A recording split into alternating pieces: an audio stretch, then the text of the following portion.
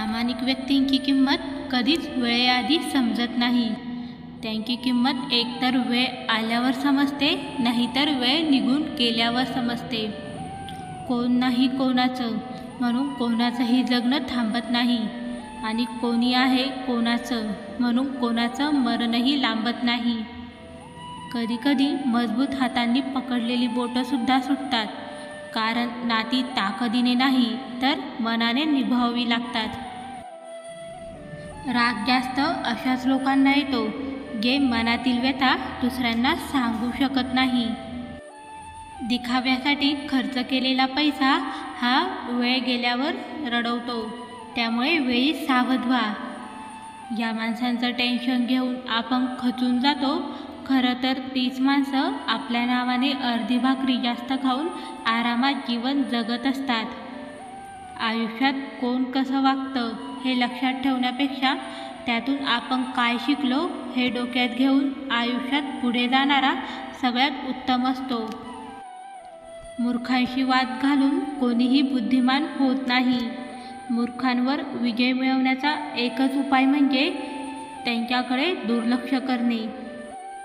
तुमच्या बोलण्या न बोलण्यामुळे समोरच्याला काहीच फरक पडत नसेल तर तो प्रवास तिथेच थांबलेला केव्हाही चांगलाच असतो. ज्या व्यक्तीचा हेतू नेहमीच चांगला असतो त्यांचं नशीब कधीही वाईट असू शकत नाही. पतंग आणि आयुष्यात एकच समानता असते.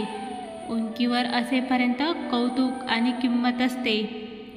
एकटा माणूस हा कधीच एकटा नसतो.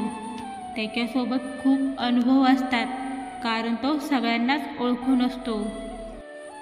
यशस्वी व्यक्तींच्या चेहऱ्यावर दोन गोष्टी असतात, एक सहनशीलता आणि हास्य. कारण हास्य त्याचे अश्रू दिसू देत नाही, तर सहनशीलता प्रश्नच निर्माण करत नाही. स्पष्ट बोलून खरी परिस्थिती मांडणाऱ्या व्यक्ती ज्या लोकांना आवडत नाही, त्याच लोकांना अस्पष्ट बोलून दिशाभूल करणाऱ्या व्यक्ती जास्त आवडत असतात. आयुष्याचा समतोल हा त्यालाच राखता येतो ज्याने आयुष्य तडजोड आणि कसरतीच्या जीवावर उभं केलेलं असतं. गरजेचं नातं हे घड्याळांच्या काट्यांशी असतं, पण प्रेमाचं नातं वेळेचं भान विसरायला लावणाऱ्या माणसांशी असतं. एखादा व्यक्ती आवडणं हे खरं प्रेम नसून तर त्या व्यक्तीशिवाय दुसरं कोणीच न आवडणं हे खरं प्रेम असतं. कधीही कोणाला त्यांच्या भूतकाळावरून पारखू नका, कारण लोक शिकतात, बदलतात आणि पुढेसुद्धा जातात. प्रत्येकाचा आदर करणे हा आपल्या स्वभावातला एक सुंदर दागिनाच नव्हे तर एक प्रकारची गुंतवणूक असते. ती आपल्याला व्याजासकट नक्कीच परत मिळत असते.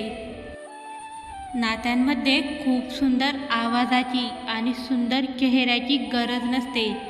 गरज असते ती फक्त सुंदर मनाची आणि अतूट विश्वासाची. राग आल्यावर तो व्यक्त करणे जितकं सोपं असतं त्याहून सुद्धा कितीतरी कठीण असतं. ते म्हणजे शांत राहून त्यावर संयम ठेवणे. आणि ज्याला संयम ठेवणं कळलं म्हणजेच त्याला जगण्याचा खरा अर्थ समजला. स्वतःची लढाई ही नेहमी स्वतःलाच लढावी लागते, कारण इथं साथ देणारे कमी आणि ज्ञान देणारे जास्त असतात. एक गोष्ट नेहमी लक्षात ठेवा, तुम्ही कितीही चांगले कर्म करा तरीसुद्धा तुमची स्तुती ही फक्त स्मशानातच होते. असेच मोटिवेट करणारे आणि पॉझिटिव्ह विचार ऐकत राहण्यासाठी चॅनलला जरूर सबस्क्राईब करा.